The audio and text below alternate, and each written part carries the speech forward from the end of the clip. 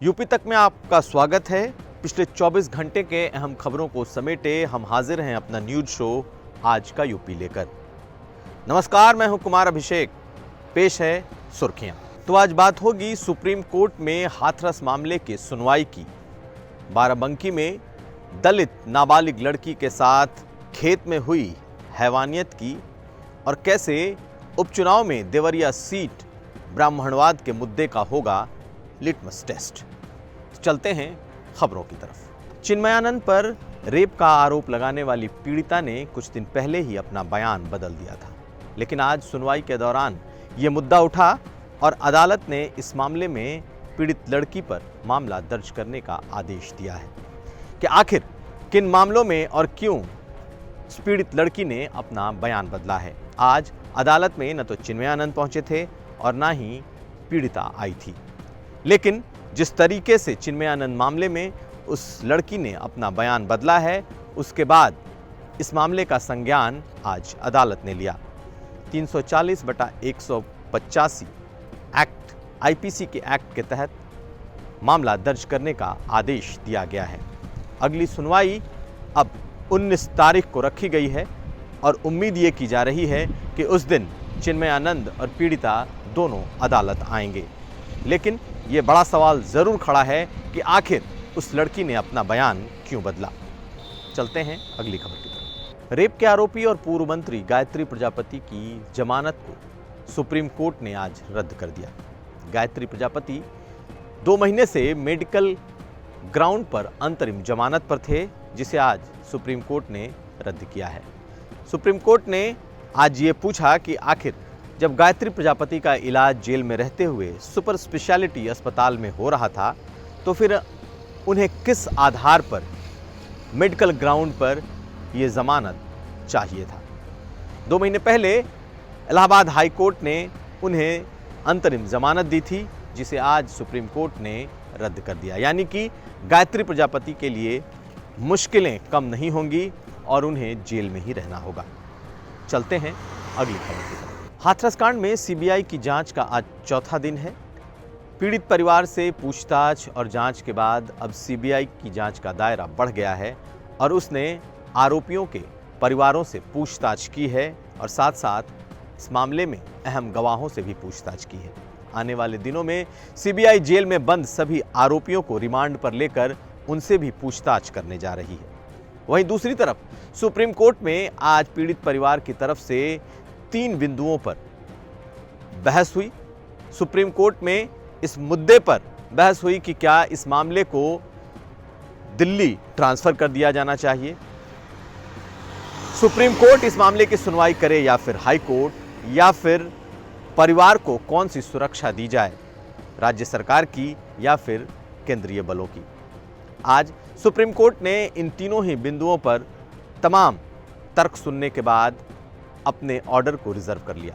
यानी कि जल्द ही सुप्रीम कोर्ट इस बात का फैसला कर देगा कि इस मामले का ट्रायल कहां चले, उत्तर प्रदेश या फिर दिल्ली, और सीबीआई की जांच क्या सुप्रीम कोर्ट के निगरानी में हो या फिर हाई कोर्ट की निगरानी में, और परिवार को कौन सी सुरक्षा दी जाए, राज्य सरकार की या फिर केंद्र सरकार की।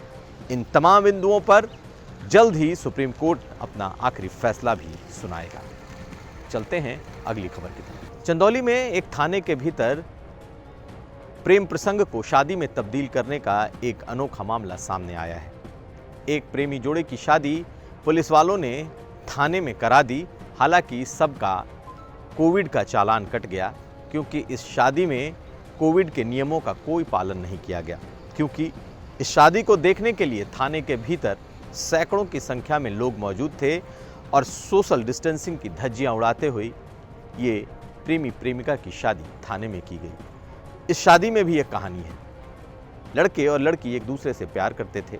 लड़की की शादी कुछ साल पहले हो चुकी थी, मगर वो अपने गांव के उस प्रेमी को नहीं भूल पाई। लड़के ने उस लड़की से ये शर्त रखी थी कि अगर वो अपने पति को छोड़कर, संबंध तोड़कर और डाइवोर्स लेकर आएगी तो फिर वो उससे शादी कर लेगा। लड़की ने अपने पति से संबंध तोड़ा, तलाक लिया और उसके बाद गाँव में अजय नाम के अपने प्रेमी से शादी करने का दबाव बनाने लगी। शादी की बात आते ही लड़का मुकर गया, लेकिन इसकी पंचायत हुई और जब पंचायत में ये बात सामने आई कि इस लड़के ने ही प्रस्ताव रखा था कि पति को छोड़ दो तब शादी करूंगा और लड़की ने पति को छोड़ दिया है, उसके बाद पंचायत के सामने उस लड़के को झुकना पड़ा और जब पंचायत ने तय कर दिया तो पुलिस वालों ने इस शादी को थाने में करा दिया। एक तरफ ये शादी हुई, दूसरी तरफ कोविड का चालान भी कट गया।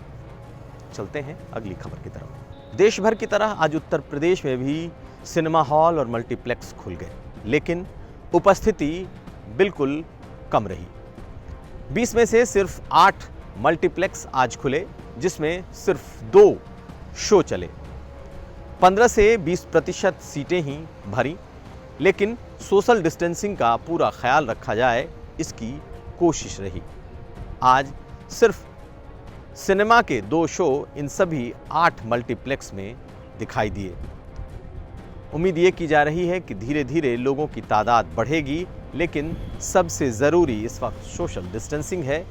इसकी वजह से लोग अब भी इन सिनेमा घरों में कम आए और कोरोना का खौफ लोगों पर भारी दिखा। चलते हैं अगली खबर की तरफ। उत्तर प्रदेश में लड़कियों के साथ दुष्कर्म का मामला थमने का नाम नहीं ले रहा।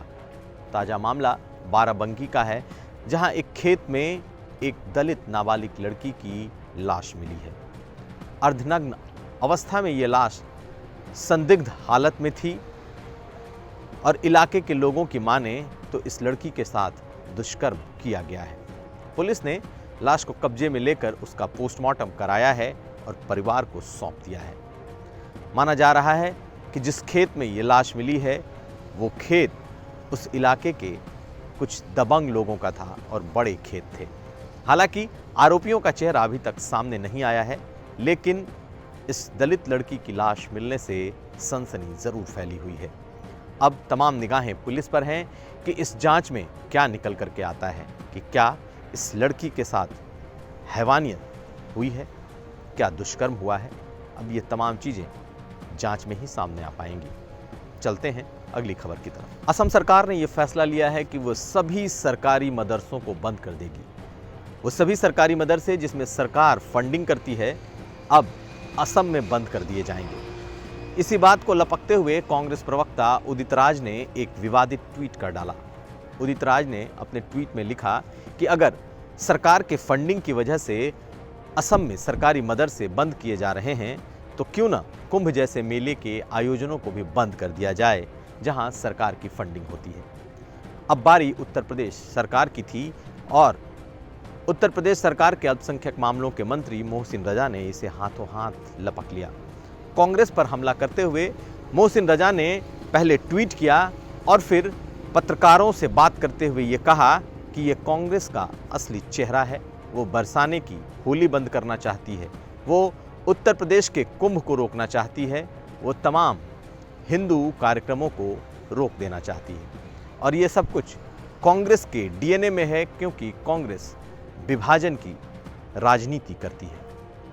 उदित राज का एक ट्वीट निश्चित तौर पर कांग्रेस के लिए भारी था और इसने उत्तर प्रदेश में बीजेपी को बैठे बिठाए एक मौका दे दिया। हालांकि उदित राज ने अपने उस ट्वीट को हटा दिया है, लेकिन अब बीजेपी इस पूरे मुद्दे पर हमलावर है। चलते हैं अगली खबर की तरफ और अब जान लीजिए उत्तर प्रदेश में कोरोना का सूरत हाल। पहले बता दें, दिग्गज समाजवादी पार्टी नेता और समाजवादी पार्टी के संरक्षक मुलायम सिंह यादव कोरोना पॉजिटिव हो गए हैं। गुड़गांव के मेदांता में उनका इलाज चल रहा है। हालांकि उनमें कोरोना के कोई लक्षण अभी दिखाई नहीं दिए। उनकी पत्नी साधना भी कोरोना पॉजिटिव हैं और साथ साथ उनके घर के 3 नौकर भी।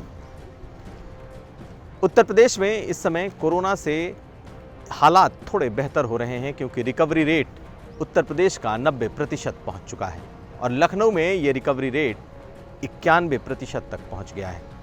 पिछले 2 हफ्तों में उत्तर प्रदेश में सक्रिय मरीजों की तादाद भी कम होती जा रही है।